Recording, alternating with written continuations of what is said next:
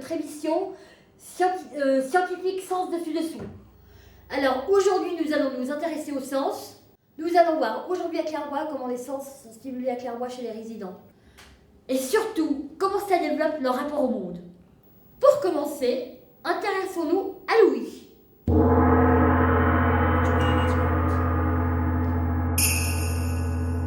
Effectivement, j'entends rien, il est mort. La musicothérapie, c'est la recherche de la relation à travers le média sonore. Que ce soit sous forme de bruit, il n'y a pas besoin forcément que ce soit de la musique, soit sous forme de sons produits, alors des fois de façon non intentionnelle, être surpris, etc. Ça fait réagir, ça crée brusquement, ça met en éveil, quoi. Après, au-delà de ça, il y a la recherche de sons mélodieux qui va être mise en place, soit de façon rythmique, soit mélodique. Ça permet aussi, grâce au rythme, de faire des mouvements et puis d'anticiper ce qui peut venir. Parce que l'idée d'un rythme, c'est quelque chose de circulaire, ça revient. Après, il y a tous les aspects de la communication non verbale, mais qui ressemble au langage quand même. L'histoire d'alterner, questions-réponses. Voilà, c'est une façon d'entrer en relation, surtout pour, par exemple, Fabien, qui a un gros déficit visuel, qui ne peut pas tellement se renseigner sur le monde, parce qu'il le perçoit de façon globale, des ondes, des lumières, des masses de couleurs, mais c'est pas un repère suffisant, quoi. Lui, tout passe vraiment par lui, quoi. Il est comme beaucoup de ses enfants. Et puis quand on peut, c'est pouvoir agir aussi, être acteur du son qui se produit, par la voix, mais aussi par les gestes. Il chante.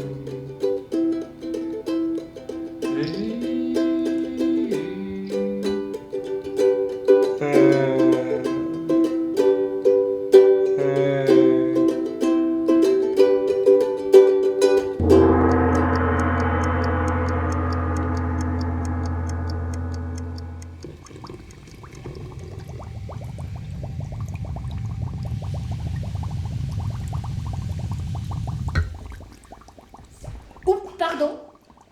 Maintenant, nous allons nous intéresser à l'odorat. Et pour nous en parler,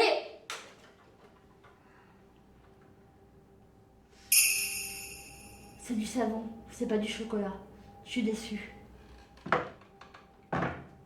Le spécialiste de l'odorat,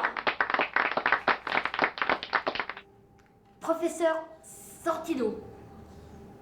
Bonjour, professeur Renoud. Bonjour. Vous sentez bon. C'est quoi votre parfum? C'est parfum fraise. Bref, regardons cela. On va commencer avec l'orange. Je te fais sentir le parfum de l'orange. À Clairbois, on stimule l'odorat avec des tablettes odorantes et des fruits. On va la couper. Et après, ça va sentir bon. Afin de sentir des émotions, de vivre des expériences et d'imaginer le monde. Voilà, c'était l'odeur de l'orange. Maintenant, on va sentir le persil et le basilic. Ça fait bizarre sur la langue. Ça fait bizarre.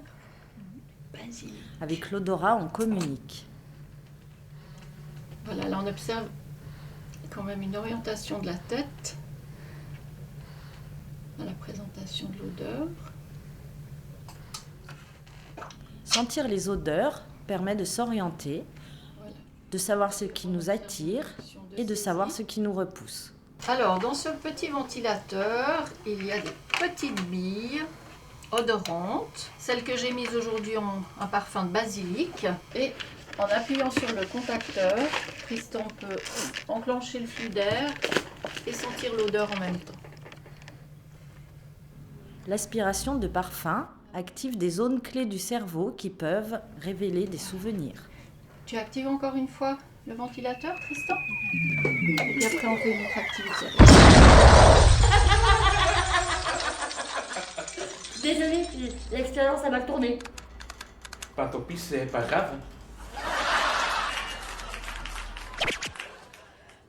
parler du goût, professeur Baumgartner.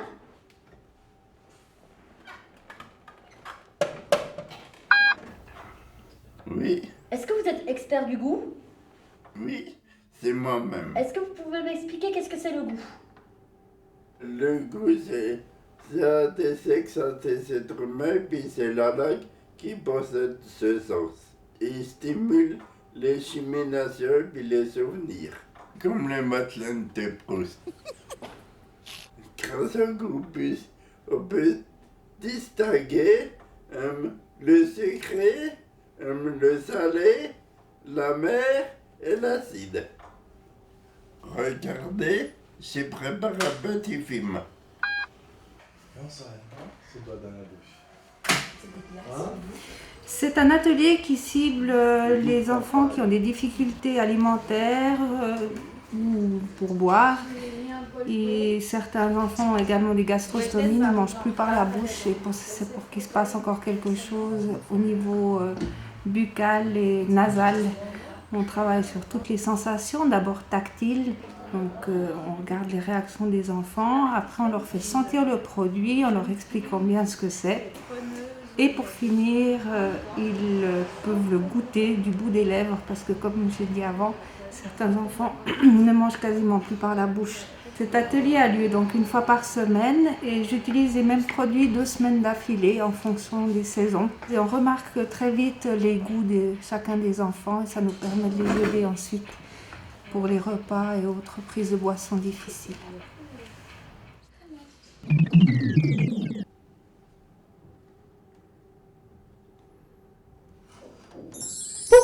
Pour vous parler de la vue, je vous présente professeur Maurice. Bonjour professeur Maurice. Bonjour professeur Enloun. Votre coiffure est très sensuelle aujourd'hui. Bref, l'œil est l'organe de la vue. Il capte la lumière et analyse l'environnement. Mais regardez plutôt cela. Tu portes ça. Sophia. On va essayer d'avoir un mouvement des yeux. Ce n'est pas une poursuite parce que l'objet ne bouge pas. C'est bien. Mademoiselle Lorena. Voilà, Très bien. Tes genoux. Très bien, t'as vu, il y a plein de choses sur ces images. Plein de choses. Lorena. Ouais. Oh, Sophia, c'est bien. Dis donc. Depuis de nombreuses années, on réalise cet atelier de stimulation visuelle car on sait qu'un certain nombre des enfants handicapés ont des problèmes de vue. Mais on ne sait pas trop ce qu'ils voient réellement, quelle taille l'objet, etc. Sur l'équipe d'ergothérapeutes, on est 3 formés en basse vision. À Clairbois-Chambésy, sur les 30 enfants, 10 ont un diagnostic de basse vision. Ça veut dire une vision d'acuité inférieure à 1/10. Ça peut aller de 1/10 jusqu'à la cécité totale. On propose des activités ciblées et on fait une évaluation pour voir quelles sont les possibilités de l'enfant. S'il peut détecter, fixer ses capacités de poursuite. Grâce à ça, ça nous donne des indications quels sont les éléments que l'on va travailler dans l'atelier de stimulation visuelle. Dans l'évaluation, ce qui est très important, c'est de voir le contraste que voit l'enfant. Parce que souvent, l'enfant voit que le contraste maximum noir et blanc. Et dès qu'on passe à du gris, il ne voit plus rien. C'est ça qui t'intéresse plus, hein? Côté, ouais, très bien. Très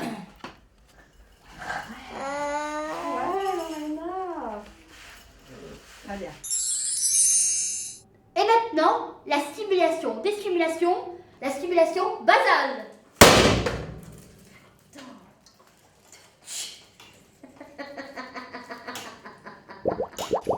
La stimulation basale, en quelques mots, c'est en fait l'éveil de tous les sens.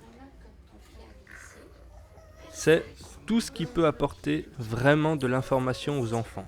Parce qu'on sait qu'au bout de 20 minutes, les enfants qui sont en fauteuil ne sentent plus ou quasiment plus leur corps. Il fait partie pratiquement intégrante du fauteuil. Donc, à nous de leur remobiliser le bassin, remobiliser les bras, les jambes, pour qu'ils puissent se réapproprier, ressentir leur corps. Et on sait que souvent, certains enfants, si on leur fait juste vraiment des petits mouvements comme ça, on voit qu'au niveau du visage, ils ne sentent pas. Et là, elle est contente parce que quelque chose se passe au niveau de son corps. Tu sens? Oui. Là, tu es sur le tapis. Oui.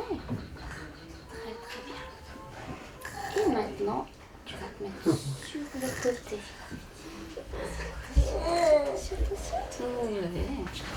Lorena, ce que je vais faire, je vais commencer par t'enlever les chaussures.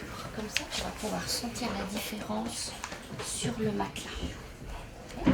Et on va faire la même chose avec l'autre pied, Lorena. Très très bien. Tu plies. Super. Là, tu commences à sentir tout ton corps bien appuyé pour que tu puisses bien sentir tout ce qui est fait. Ce que je te propose, Lorena, on va essayer de donner un peu d'information au niveau de ton bras, que tu ne bouges pas beaucoup. Voilà, ouvre-le bien, c'est super ce que tu fais, très bien. Et j'appuie fort sur l'épaule. Ce qui est important aussi, c'est de rester un petit moment au même endroit pour que l'enfant ait le temps de se réaliser que c'est à cet endroit-là que quelque chose se passe réellement. Et puis, on va même faire des tapotements. Directement, comme ça. Ouais, ça a l'air de te plaire, parce que toi, tu souris. Ouais. Plus c'est fort, et plus tu aimes. Ouais. Très, très bien. Et toujours bien observer le visage de l'enfant. Voir si ce qu'on lui fait peut lui convenir ou pas. Voilà. Et surtout s'il est preneur de l'activité ou pas. Voilà. On n'a pas oublié un sens. Eh oui, le sens de l'odeur. Non. On a oublié le sens de l'orientation.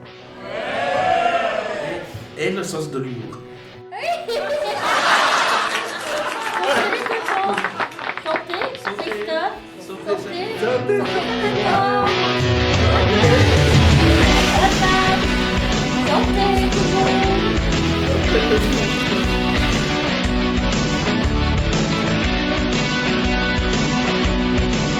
Et maintenant, la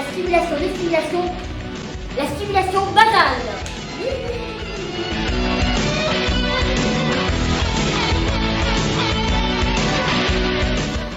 Docteur Baumgartner, Oui, quoi? êtes-vous un spécialiste du goût? Oui, mais je suis malade.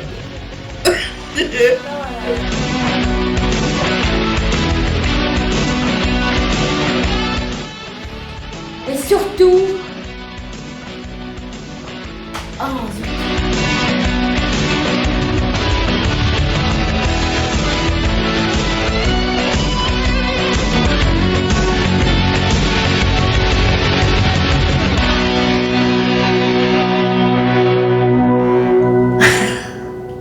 Il n'y a que moi qui bosse, quoi, dans ce pays. Qui aurait coupé?